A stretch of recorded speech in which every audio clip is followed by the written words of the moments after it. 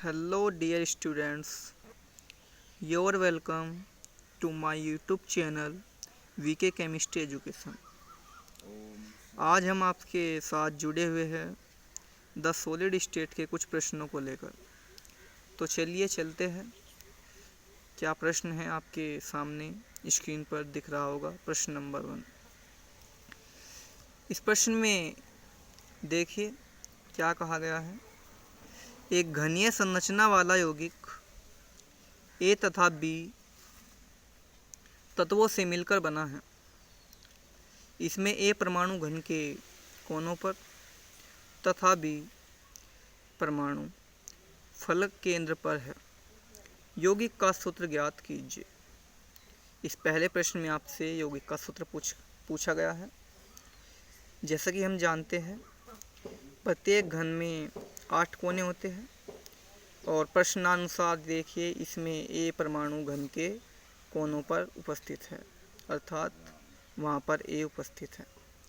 इसी प्रकार घन में 6 फलक होते हैं जिन पर बी नेगेटिव उपस्थित है। बी नेगेटिव कह लो या फिर बी परमाणु कह लो। ये बी है, बी नेगेटिव नहीं है। यह व्यवस्था इस प्रकार होगी।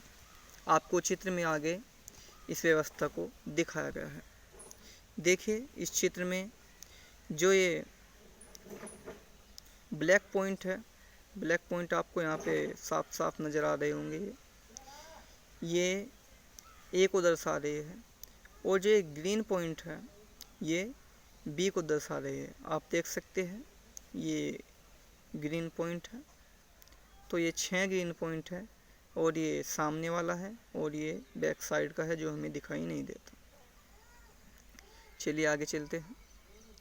अतः परमाणु की संख्या, क्योंकि ए परमाणु घन के सभी कोनों पर उपस्थित है, इसलिए इसका योगदान 8 × 1/8 बराबर 1 परमाणु होगा।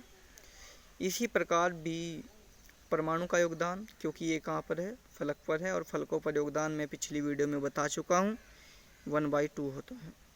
तो फलक कितने होते हैं, 6 फलक होते हैं, इसलिए 6 × 1/2 बराबर 3 परमाणु। अब यदि यौगिक का सूत्र देखें तो ए की संख्या 1 निकल कर आई है और बी की संख्या 3, इसलिए यौगिक का सूत्र AB3 होगा। चलिए चलते हैं प्रश्न नंबर 2 पर।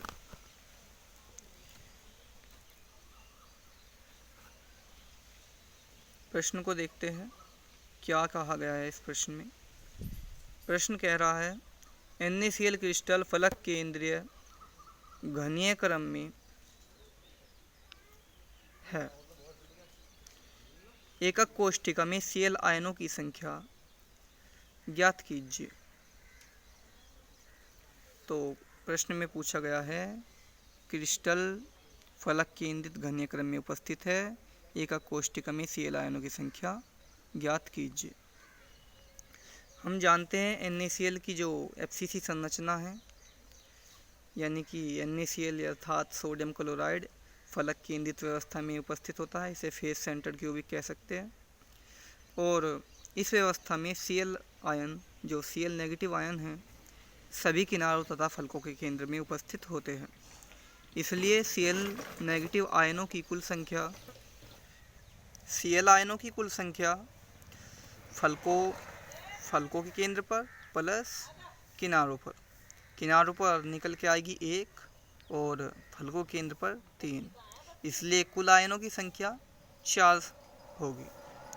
तो ये प्रश्न भी आपको समझ आया होगा। चलिए चलते हैं अगले प्रश्न की ओर। प्रश्न नंबर 3। सोडियम धातु अंतः केंद्रित घनीय जालक के रूप में क्रिस्टलीकृत होता है। इसकी एकक कोष्ठिका की भुजा की लंबाई 4.29 सोडियम की त्रिज्या ज्ञात कीजिए। चलिए चलते हैं इसके आंसर की ओर। हम जानते हैं अंतः केंद्रीय घनीय जालक को BCC जालक भी कहते हैं और इसके लिए परमाणु त्रिज्या और कोर लंबाई में संबंध होता है R = √3a/4 × A। प्रश्नानुसार प्रश्न में आपको ए का मान दे दिया गया है 4.29 एंगस्ट्रॉम, इसलिए सूत्र में इन वैल्यू को पुट करते हैं और जब हम इस वैल्यू को पुट करेंगे तो हमारा आंसर आएगा 1.86 एंगस्ट्रॉम। ये इसका आंसर होगा। चलिए चलते हैं अगले प्रश्न की ओर। अगले प्रश्न में कहा है सोना, जिसे गोल्ड कहते हैं, परमाणु त्रिज्या 0.144 nm, nm का अर्थ है नैनोमीटर, फलक केंद्रित एकक कोष्ठिका में क्रिस्टलीकृत होता है। इसकी कोर लंबाई ज्ञात कीजिए। हम जानते हैं एफसीसी जालक के लिए R यानी कि परमाणु त्रिज्या तथा कोर लंबाई में निम्नलिखित संबंध होता है। R बराबर A/2√2। प्रश्नानुसार R का मान दिया गया है 0.144 nm और A यानी कि कोर लंबाई हमें ज्ञात करनी है, इसलिए A बराबर 2√2 × R मान रख देंगे इसकी वैल्यू यहाँ पर, और जब इसको हल करेंगे तो आएगा 0.407 nm। तो ये हमारा इस प्रश्न का आंसर है। चलिए चलते हैं नेक्स्ट प्रश्न की ओर। ये प्रश्न आप सभी स्टूडेंट्स के लिए होमवर्क के तौर पर दिया जा रहा है। एल्यूमिनियम क्यूबिक क्लोज पैक्ड संरचना का क्रिस्टल है।